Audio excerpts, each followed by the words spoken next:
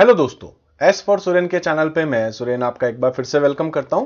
दोस्तों, आज 10th class की आईटी में हम लोग डिस्कस करने वाले हैं अपने एक और नए चैप्टर को। आज अपना जो चैप्टर है वो है चैप्टर 4 इफेक्टिव कम्युनिकेशन, और ये चैप्टर भी अपना जो है वो कम्युनिकेशन स्किल्स का ही एक और नया पार्ट है। तो आज दोस्तों हम लोग बात करने वाले इस चैप्टर के अंदर इफेक्टिव कम्युनिकेशन कैसे किया जा सकता है, कौन कौन से पॉइंट्स हैं जो हमारे कम्युनिकेशन को बहुत ज्यादा इफेक्टिव कर सकते हैं। इसी तरीके से इफेक्टिव कम्युनिकेशन से रिलेटेड बहुत सारे प्रिंसिपल्स हैं जो हम लोग यहां डिस्कस करने वाले अपने इस चैप्टर में, इस वीडियो में। दोस्तों, इफेक्टिव कम्युनिकेशन का मतलब हो गया कि ऐसे बहुत सारे लोगों को आप जानते होंगे जो अपनी बात बहुत अच्छे से किसी को समझा सकते हैं। बहुत सारे लोग होते हैं जिनको पता है लेकिन वो फिर भी अपनी बात किसी तक नहीं पहुंचा सकते हैं, कहते हैं सामने वाला अच्छे से सुनता नहीं है। और ऐसे भी बहुत सारे लोग हैं जो अपनी बात बिल्कुल अच्छे से समझा देते हैं जिससे कि सामने वाले को उनकी सारी की सारी बातें अच्छे से समझ में आ जाती है। तो दोस्तों, आज हम लोग इन्हीं टॉपिक्स को लेकर के ये चैप्टर हम लोग कंप्लीट करेंगे। तो सबसे पहले हम लोग बात करने वाले आखिर इफेक्टिव कम्युनिकेशन होता क्या है। इफेक्टिव कम्युनिकेशन जो है उसकी पहले डेफिनेशंस डिस्कस करते हैं। कम्युनिकेशन क्या होता है? जिसमें हम लोग अपने आइडियाज, थॉट्स, अपनी नॉलेज, अपनी इंफॉर्मेशन एक्सचेंज करते हैं। ठीक है, तो अब यहां पर भी हम लोग यही कुछ डिस्कस करने वाले कि effective communication is a process of exchanging ideas, thoughts, knowledge and information such that the purpose or intention is fulfilled in the best possible manner. Basically इसको अगर मैं सिंपल वर्ड्स में कहूं तो आप अपनी बात किसी तक कितने अच्छे तरीके से पहुंचा सकते हैं, वही आपका इफेक्टिव कम्युनिकेशन होता है। तो in simple words, it is nothing but the presentation of views by the sender in a way best understood by the receiver.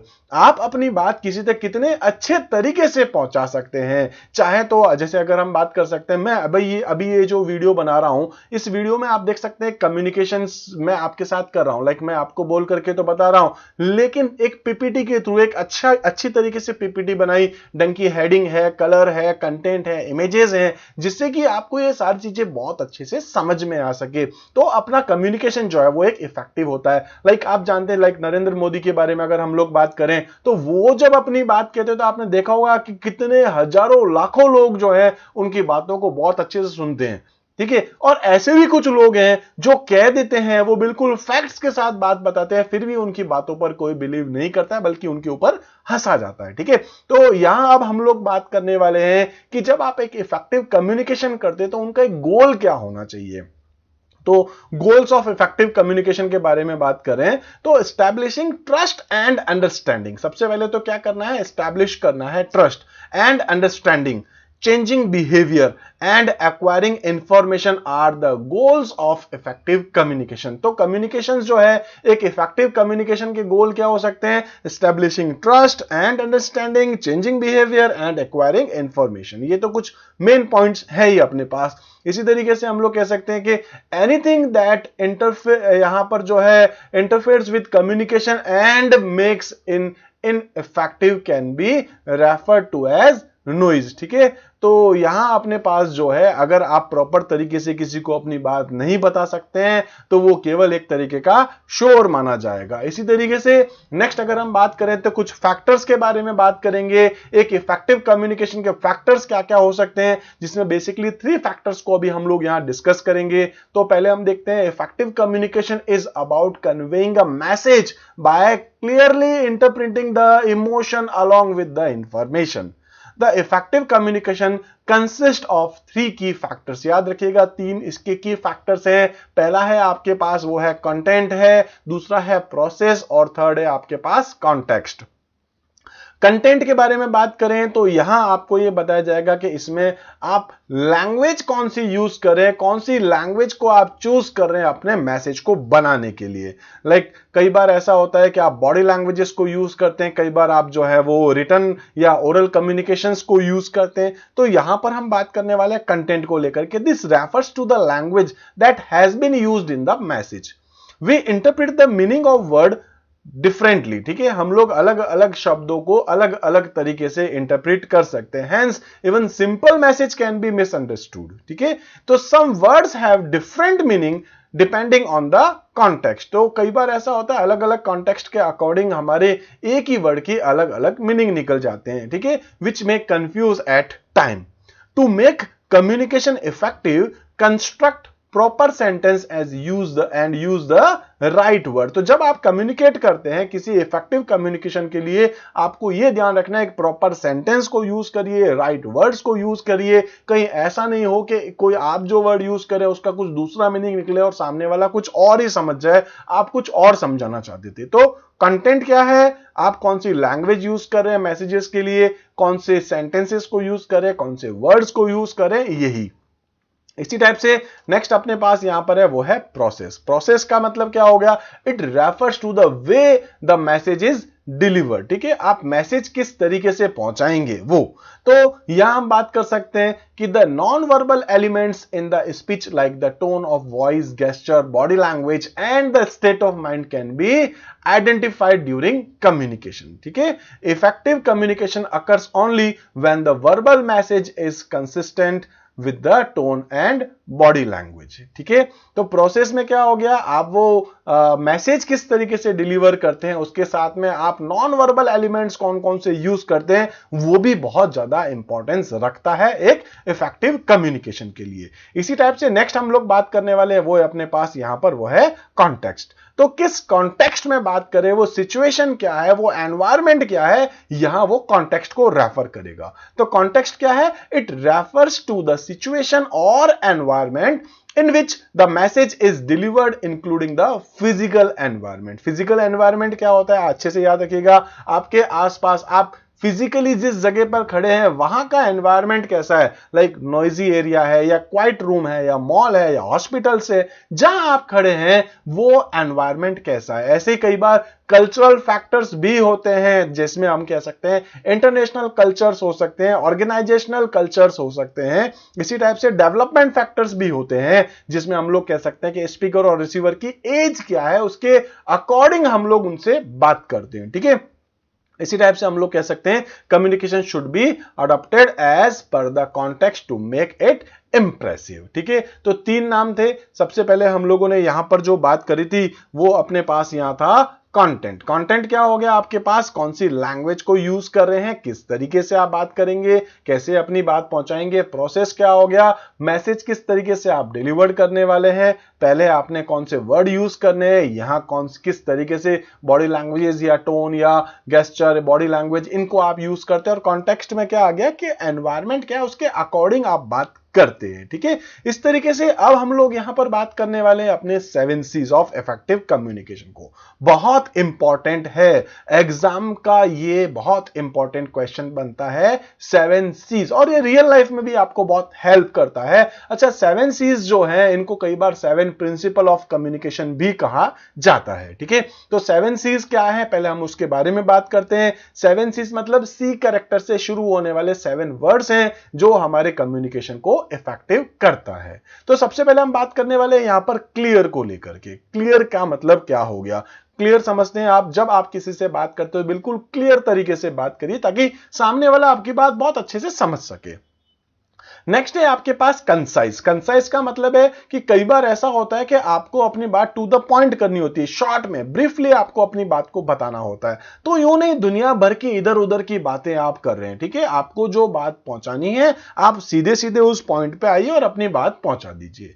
Next आपके पास यहां पर आता है वो है कंक्रीट। कंक्रीट का मतलब हो गया कि कुछ फैक्ट्स आपके उसमें जब आप कुछ बात बता रहे हैं तो उसमें होना चाहिए। लाइक कई बार ऐसा होता है कि सीएम पीएम कई बार कुछ योजनाएं बनाते हैं अलग अलग, ठीक है, और वो आप तक पहुंचाते हैं, भाई इतने रुपए में ये हमने किया, इतने करोड़ रुपए का हम ये करेंगे। वो सारी चीजें जो है फैक्ट्स के साथ आपको बताते हैं कि भाई अगर कोई किसी के ऊपर ब्लेम भी करता है तो फैक्ट्स बताता है, हमने ये डेटा लिया है, यहां से ये डेटा लिया है। ये सब भी आपको यहां अपनी बातों में इंक्लूड करना चाहिए। ठीक है, नेक्स्ट आपके पास आता है वो है अपने पास करेक्ट। करेक्ट का मतलब क्या होता है आपके पास में, तो करेक्ट का मतलब हो गया कि आप जब किसी के साथ कम्युनिकेट करें तो आपकी ग्रामेटिकल जो मिस्टेक्स नहीं होनी चाहिए, स्पेलिंग मिस्टेक्स नहीं होनी चाहिए। अगर रिटन कम्युनिकेशन है तो, ओरल कम्युनिकेशन भी है तो आपका जो प्रोनाउंसिएशन है वो आपका अच्छे से होना चाहिए।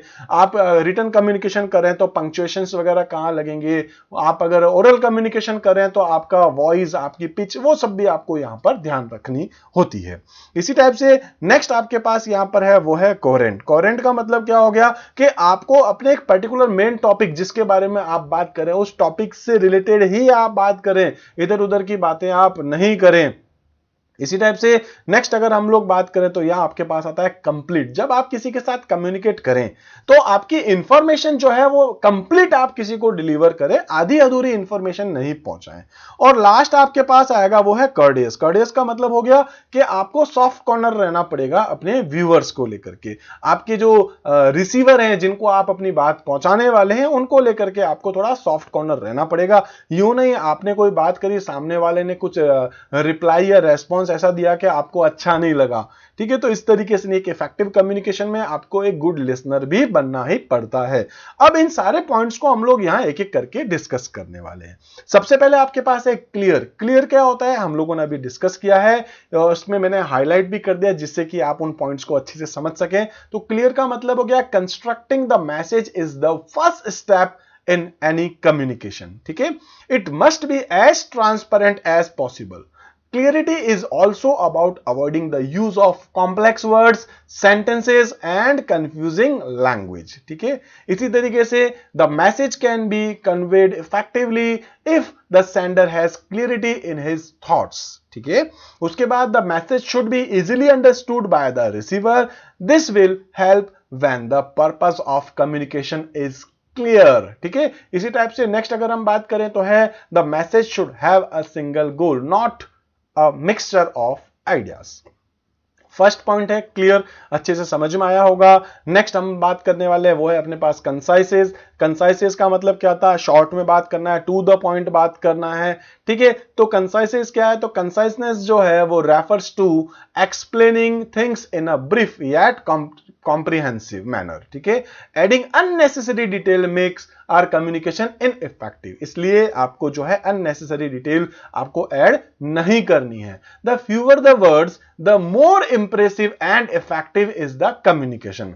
Avoiding fillers like sort of, like, basically to make the speech impressive, ठीक है। इसी टाइप से आपको क्या करना है, the message must be to the point, short and, ठीक है। एक तो आपको ध्यान रखना है short and brief message should be used to maintain the receiver's attention and every word used should be meaningful and of interest to the receiver, ठीक है। इसी तरीके से नेक्स्ट अपने पास यहां पर जो है वो है कॉन्क्रीट। तो कॉन्क्रीट क्या है, जिसमें बताया था फैक्ट्स एंड फिगर्स को आपको यूज करना है। तो concrete communication is being specific and clear rather than being vague and general.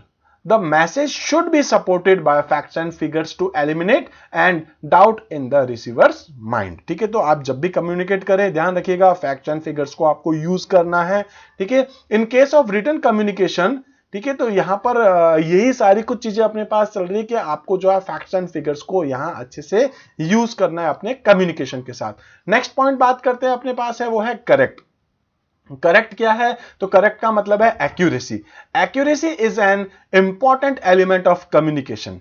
It avoids miscommunication and mistrust and creates a positive image in the mind of the receiver, ठीक है। Accuracy आपको use करनी है। इसमें देखिए correct language है, like grammar है, vocab है आपके पास and sentence construction should be used, ठीक है। तो इसको आपको ध्यान रखना है, proper responses, ensure a proper responses. इसी तरीके से while writing correct spelling and punctuation should be applied. The facts and figures used should be accurate. यहां पर आपको यह भी ध्यान रखना है करेक्ट को लेकर के। इसी टाइप से नेक्स्ट है आपके पास वो है कोहेरेंट। कोहेरेंट में आपके पास क्या था, रिलेटेड टू टॉपिक आपके पास बातें होनी चाहिए। तो a coherent message is logical and makes sense to the receiver. All sentences in written communication should be connected and be relevant to the main topic, ठीक है। आपको याद रखना है कि ये रिलेटेड टू मेन टॉपिक रहना चाहिए आपके पास, ठीक है। Coherence deals with the fluency of communication. Without coherence the receiver of the message will lose track of what you want to convey. तो यहां आपको ध्यान रखना है एक ही टॉपिक के बारे में अगर आप बात करें तो उससे रिलेटेड ही बात करें, इधर उधर की बातें नहीं करें, नहीं तो आपका रिसीवर अपना ध्यान आपकी बातों से हटा देगा, ठीक है। To ensure that your communication is coherent, आपको ये ध्यान रखना है, check if the message is और यहां पर जो है वो organically logically has a smooth flow and a proper sequence है, और साथ में आपको चेक करना है, check that you have not tried to cover too many points, यह भी आपको ध्यान रखना है। इसी टाइप से नेक्स्ट आपके पास जो है वो है यहां पर कंप्लीट। तो कंप्लीट के बारे में अगर हम बात करें तो we must ensure that all relevant information is conveyed through the message, it should answer all the queries in the mind of the receiver.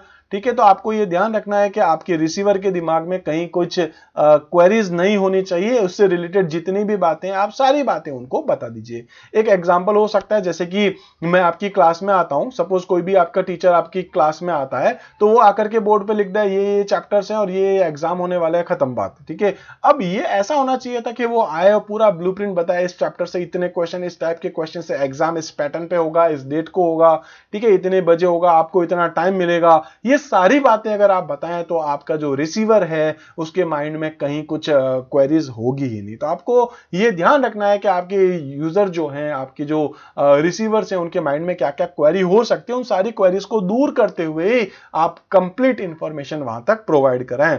और इसी टाइप से आपके पास लास्ट जो पॉइंट आएगा वो होगा कर्डियस। कर्डियस का मतलब क्या हो गया कि आपको सॉफ्ट कॉर्नर रहना होगा अपने व्यूअर्स को लेकर के। ठीक है, the message should convey respect for the receiver. The feeling and views of the receiver along with his knowledge, experience and age must be considered. It shows respect for the receiver.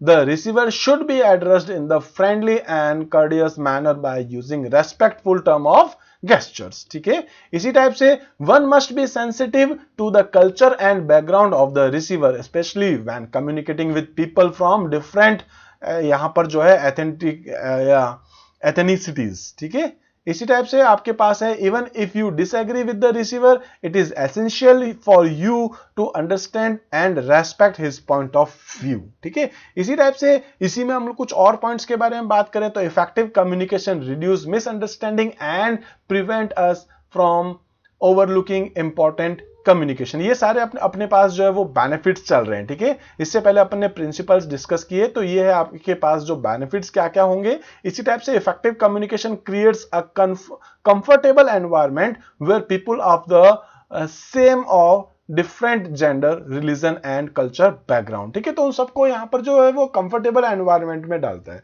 इसी type से आपके पास है effective communication allows the people involve to build trust and remove any negative emotions. इसी type से effective communication skills increases our self respect because we can deliver our message confidently and receive the outcome we have hoped for.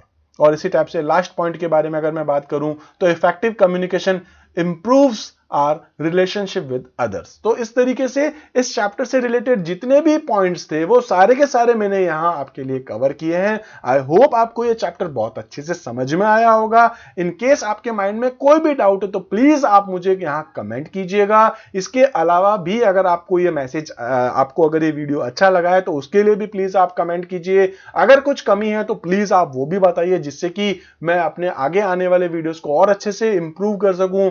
आपका एक comment, आपका एक like जो है वो मेरे लिए बहुत मायने रखेगा। ठीक है, तो प्लीज आप इस चैनल को सब्सक्राइब कीजिए, इस वीडियो को लाइक कीजिए, जरूरत हो तो आप अपने फ्रेंड्स के साथ इसको शेयर भी कीजिए।